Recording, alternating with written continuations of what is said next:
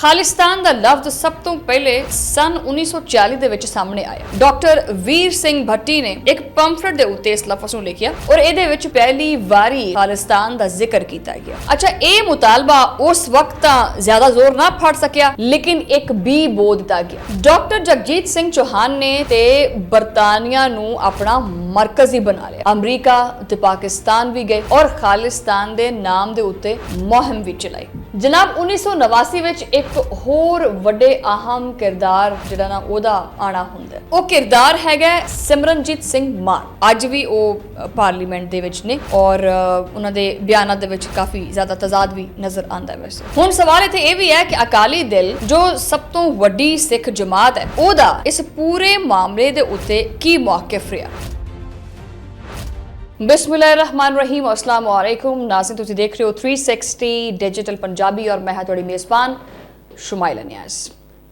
अज दा व्लॉग बहुत सारे सुनने वालों नूं बड़ा चंगा लगेगा क्योंकि आपां अज गल करनी है खालिस्तान दे बारे च।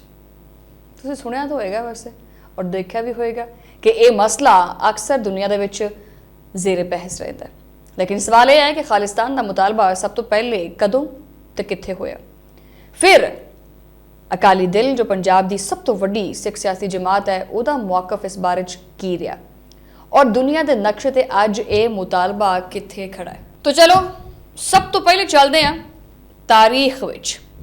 खालिस्तान का लफ्ज सब तो पहले सन 1940 दे विच सामने आया।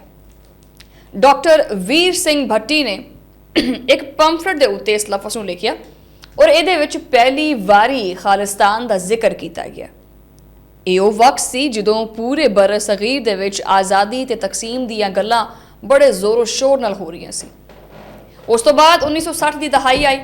ਪੰਜਾਬ ਦੀ ਤਨਜ਼ੀਮੇ ਨੌ ਵਿੱਚ ਸਭ ਤੋਂ ਪਹਿਲੇ ਜਦੋਂ ਲਸਾਨੀ ਬੁਨਿਆਦਾਂ ਦੇ ਉੱਤੇ ਨਵੇਂ ਮਨਸੂਬੇ ਬਣ ਰਹੇ ਸੀ ਤੇ ਅਕਾਲੀ ਰਹਿਨੁਮਾਵਾਂ ਨੇ ਪਹਿਲੀ ਵਾਰ ਸਿੱਖਾਂ ਦੀ ਖੁਦਮੁਖਤਾਰੀ ਦੀ ਗੱਲ ਛੇੜ ਦਿੱਤੀ। ਅੱਛਾ, ਇਹ ਮੁਤਾਲਬਾ ਉਸ ਵਕਤ ਤਾਂ ਜ਼ਿਆਦਾ ਜ਼ੋਰ ਨਾ ਫੜ ਸਕਿਆ, लेकिन एक भी बोल दिता गया। असल में खालिस्तान का मुतालबा जोर पकड़ना शुरू होया 1970 की दहाई के बाद, जो चरण सिंह ने डॉक्टर जगजीत सिंह चौहान ने ते बरतानिया नूं अपना मरकज ही बना लिया। अमरीका ते पाकिस्तान भी गए और खालिस्तान के नाम के उत्ते मुहिम भी चलाई। फिर सन 1978 विच चंडीगढ़ के कुछ नौजवान सिखां ने दिल खालसा दे नाम ते तंजीम बनाई, जिहदा मकसद ही खालिस्तान दा क़याम सी।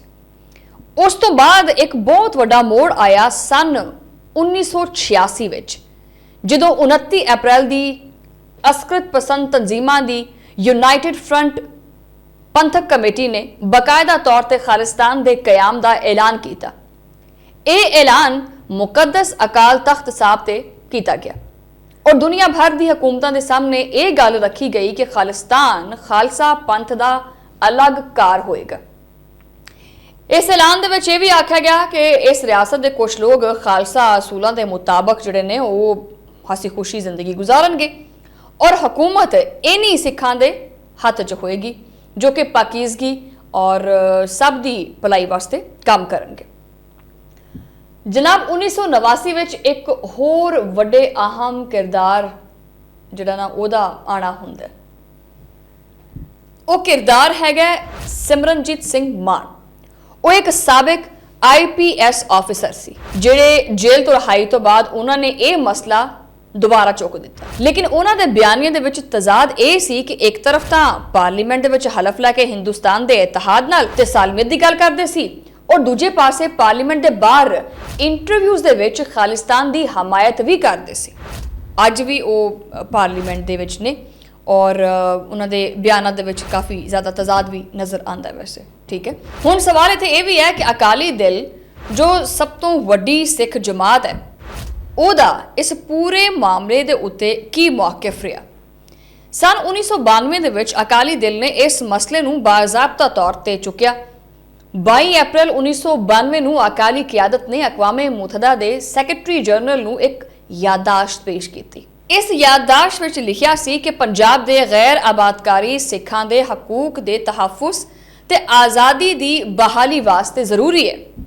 याददाश्त के आखिरी हिस्से ਵਿੱਚ ਇਹ भी लिखिया सी कि सिख भी दुनिया के दीगर आज़ाद जिहड़ा ना कौमां ने उन्हां दी तरह ही इहनूं समझिया जाए और इन्हां दी गुलामी ते इम्तियाजी सलूक यादाश्त दे आखिरी हिस्से विच ਇਹ ਚੀਜ਼ ਵੀ ਲਿਖੀ ਗਈ ਕਿ ਸਿੱਖ ਵੀ ਦੁਨੀਆ ਦੇ ਦੀਗਰ ਕੌਮਾਂ ਦੀ ਤਰ੍ਹਾਂ ਇੱਕ ਕੌਮ ਹੈ ਔਰ ਇਹਨਾਂ ਨੂੰ ਵੀ ਗੁਲਾਮੀ ਤੇ ਇਮਤਿਆਜ਼ੀ ਸਲੂਕ ਤੋਂ ਆਜ਼ਾਦ ਹੋਣ ਦਾ ਹੱਕ ਹਾਸਲ ਹੋਣਾ ਚਾਹੀਦਾ ਤਾਂ ਕਿ ਉਹ ਆਪਣੀ ਆਜ਼ਾਦ ਸ਼ਨਾਖਤ ਬਹਾਲ ਕਰ ਸਕਣ।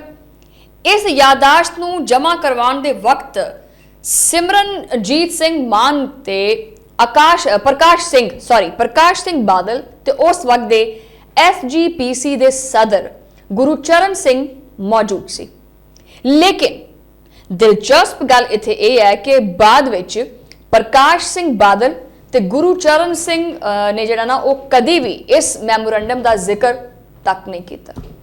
इत्थे तक कि अकाली दल की 75वीं सालगिरह के उत्ते भी प्रकाश सिंह बादल ने ऐलान किया कि हुण तो अकाली दल ना सिर्फ सिखां बल्कि पंजाब के तमाम लोगों की नुमाइंदगी करेगा।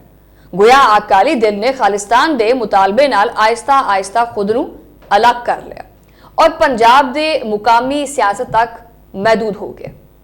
हुण जरा आपां चलदे हां दुनिया के नक्शे ते नज़र पाने हां कि खालिस्तान का मुतालबा अज ज़्यादातर जिहड़ा ना वो भारत विच नहीं चकिया जा रहा बल्कि बाहर के मुल्कां च है, खास करके अमरीका, कैनेडा, बरतानिया में रहने वाले सिख और इस मुतालबे नूं जिंदा रखते पे ने। अमरीका में कायम एक तंजीम सिक्स फॉर जस्टिस ने इस मामले नूं काफ़ी अगे लैके चलाया। ये तंजीम 2007 दे विच बनी और इहदा सब तो वड्डा नुमाया चेहरा गुरपंत वंश सिंह पन्नू साहब ने। वो चंडीगढ़ दे विच लॉ ग्रैजुएट ने और अमरीका विच कानून की प्रैक्टिस करते हैं।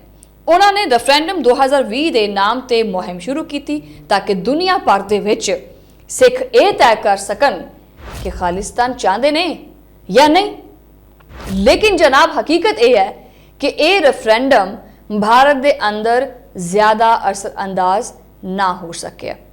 इंडिया ने 2019 के विच इस तंजीम के उत्ते पाबंदी ला दी और फिर 2020 दे विच कई खालिस्तानी रहनुमावां नूं दहशतगर्द भी करार दिता और तकरीबन 40 तो ज़्यादा वैबसाइटां बंद कर दित्तियां।